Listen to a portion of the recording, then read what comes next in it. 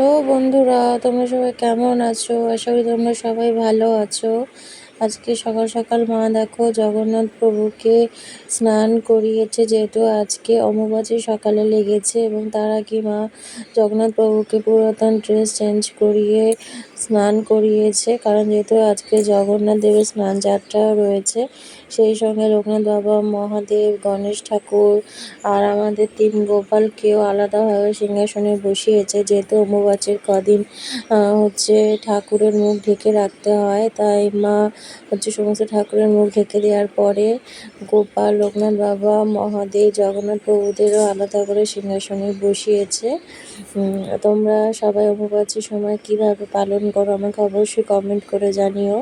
আর যদি ভিডিওটি ভালো লাগে অবশ্যই লাইক করো, কমেন্ট করো আর শেয়ার করো। জগন্নাথ প্রভুকে স্নান করানোর পর এত সুন্দর লাগছিল যে ভাবলাম তোমাদেরকে ভিডিওটা শেয়ার করি, ওই জন্য ভিডিওটি শেয়ার করলাম।